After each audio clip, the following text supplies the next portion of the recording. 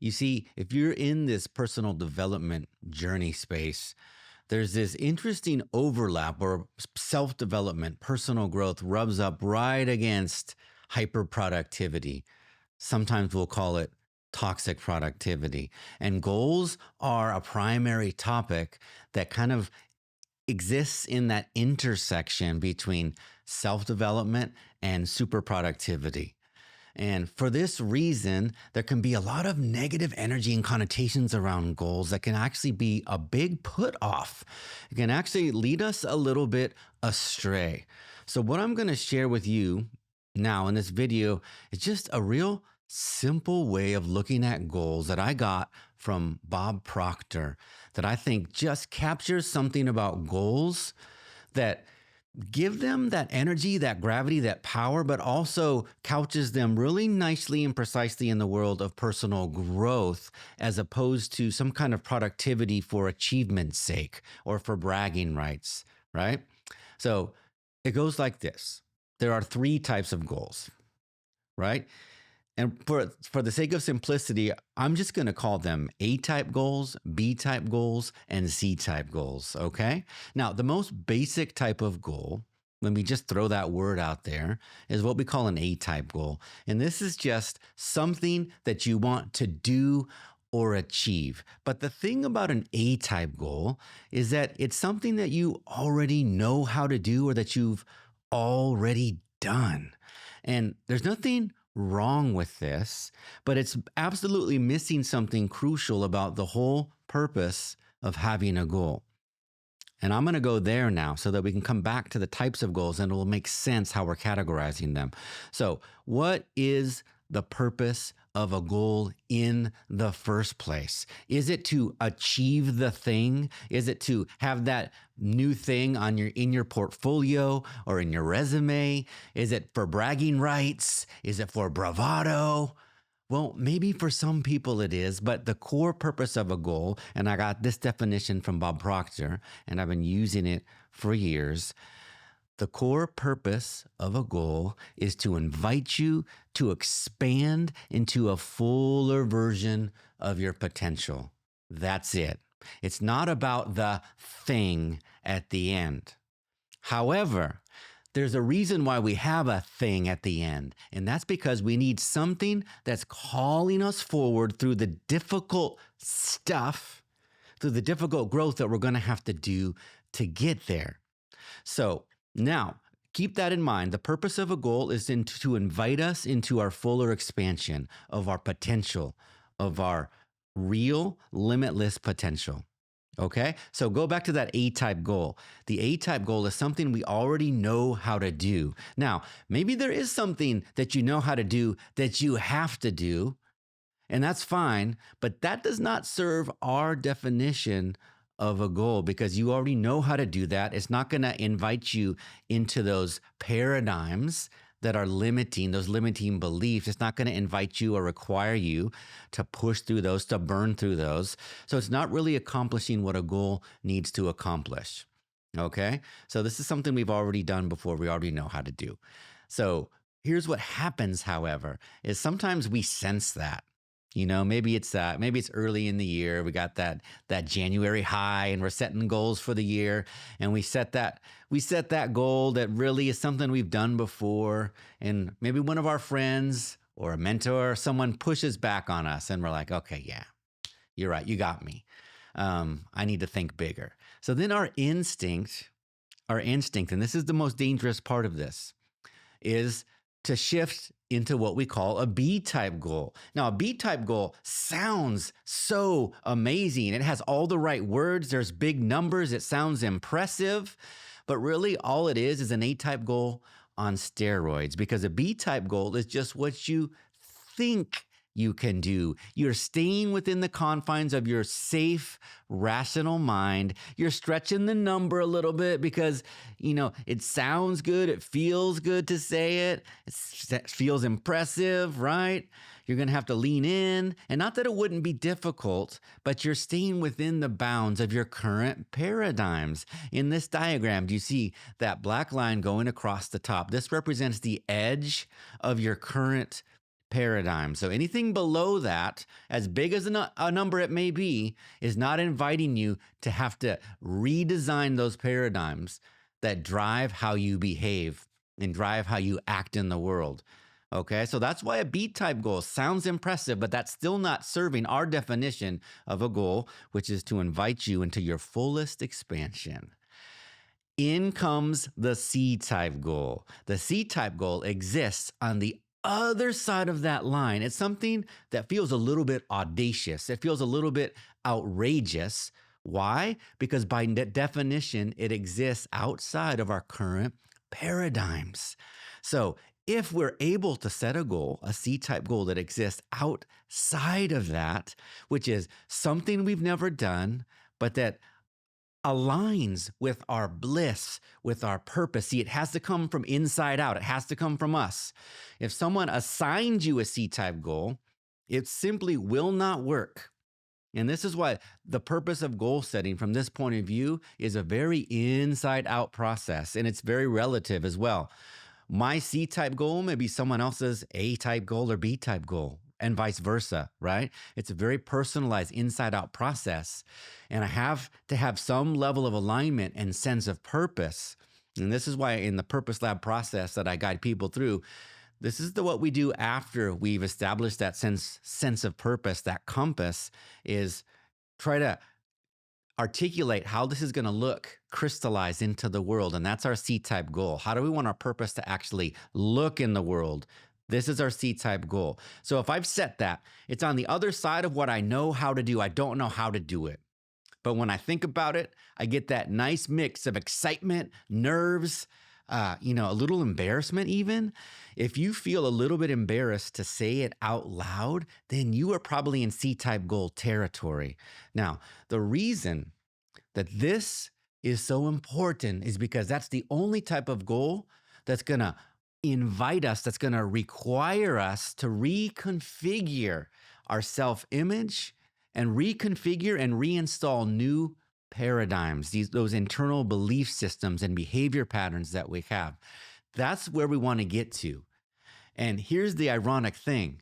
In this process of pushing towards that C-type goal on the other side of that line, through this process of shifting our vibration to align with this C-type goal, we're actually getting what we're out to get, which is the shift in us, which is the expansion of our own potential. So our job, it seems like on the surface when we set that C-type goal, is to do all the stuff, to get the correct to-do list together, the project plan, the action items. And yeah, by all means, use your rational mind, but use your rational mind as your servant, okay? You're serving a higher purpose, which is the unfolding of your full potential. So don't get too caught up in the project plan, because if a project plan could get you there right now, clearly, step by step, congratulations, you have a nice action item, but you have not set a C-type goal. So set the action plan, do what you got to do to get to the next place that you see clearly. But guess what? You're not going to see to the top of the mountain. It's going to be foggy. It's going to be impossible, but you're going to have this sense of excitement, this sense of gravity, something calling you up. So yes, you need to take action. You need to take action every day, every week, every month as you move towards that C-type goal. But it's really more about getting into alignment with the you that you need to be, where that C-type goal would just be a natural and spontaneous result of who you are. Did you catch that? Did you catch that? Your job is to become a vibrational match with your C-type goal. Again and again and again, asking yourself, okay, what kind of person am I when I'm realizing that C-type goal, where it's just a natural consequence of who I am? How do I think? How do I communicate with people? How do I move my physical body? How do I exercise? How do I make decisions? How do I think and feel and act about money? These are all things we need to work through and ask ourselves. That's really what this is about, is expansion into a bigger version of our potential.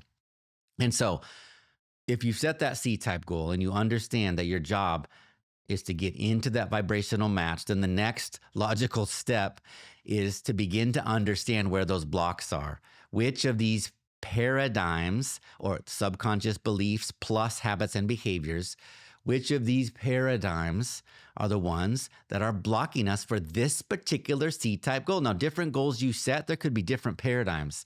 Now, some of the most common paradigms have to do with topics that I've put here. Money, obviously. Time, how we think about time. Do we have a scarcity mindset when it comes to time? All right. Are we bringing a desperate energy when it comes to time? Or do we feel a sense of spaciousness and relaxation when it comes to time? This will be a major shift, right? Family structures, social status. How do we think about food? How do we relate to the concept of work, geography, self-worth, morals, niceness? These are all potential categories where you could have a paradigm that's what's keeping you where you are right now. And that's okay. That paradigm established because it was solving a problem for us at some point. It got programmed into us probably before the age of 6, and it was working okay up until now. But if you're sensing, if you're in this work of self-growth and self-development, it's because a part of you senses that there's more potential for you. And this is where you're naturally going to bump up against these paradigms. And it's time to upgrade. It's time to get into that vibrational match of this new unfolded version of you and what it could be. Okay. Now, obviously, there's a lot to do when it comes to identifying those paradigms. And in this video, I'm just laying the framework of how to think about goals. So this is my invitation for you. Probably somewhere written down in a journal. Maybe you've got a vision board somewhere. That's fantastic. You've got a goal, a current goal that's kind of on your horizon. My invitation to you is to take a look at that goal and cross-check it against this system of A, B, and C type goals and just see what type of goal you're actually working towards right now. No shame at all. If you're working on an A-type goal, get her done. Do what you got to do with that. Maybe it is something that you have to do. But I would suggest that probably that A-type goal is simply a small stepping stone towards something much bigger. And if you get clear on that and get that on your horizon, up to that C-type goal, this is where you're going to begin to be able to unlock. And don't worry, the paradigms will find you. It's just a matter of you being honest with yourself when you hit them, when you hit those blocks, when you hit those snags. Are you self-aware enough to say like, okay, I've got something going on here about time, about money, about relationships. And the more clearly I can articulate that, the more clearly I can move forward. And there's a lot of tools out there. A lot of them I talk about on this channel that you can use to move through, to reinstall, to re-engineer those paradigms, such as affirmations, such as other subconscious work, shadow work. And we can talk a lot more about that. But right now, my invitation for you is to just think about the type of goal on your horizon right now. Whatever it is, can you shift it up above that line of your current paradigms? And here's one, I'm going to leave you with one quick test that usually works pretty well to ask yourself whether your current goal is an A, B, or C type goal. Okay. Here's the question. Would you be, if you were at dinner with your family or friends, maybe it's chosen family, those people who know you, those people you're really close to, would you feel a little bit embarrassed to say your current goal out loud? If so, if your answer is yes, it feels a little uncomfortable, a little embarrassing, then you might be onto something, because the us that exists on the other side of that line is a different us, right? It's a completely new self-image. And the people around us right now are reflecting back, are mirroring back to us the vibrational match that we are for them right now, the self-image that we hold right now. And they've built their whole world of us around that. And so that's why we've got kind of like this mutually supporting system of each other. We're holding mirrors on each other where we all currently are. So it feels a little uncomfortable to kind of declare to them and to the world that like, oh no, I'm going to be this version of myself. they're going to be like, what? You? Right? So that's a little test you can use. And it doesn't mean that it's bad. It just means that that's going to be some resistance right off the bat. Is you're going to have to feel strong enough about that C-type goal that you're willing to kind of stay in that pocket. And it doesn't mean you have to wear a sign, on your shirt all day long that says, this is the new me, right? Take it or leave it. This can be quiet internal work, but do this mental test of asking yourself, if you articulated your goal out loud, how would the people closest to you react? Okay. Good luck. Let me know how this shift into C-type goals works out for you.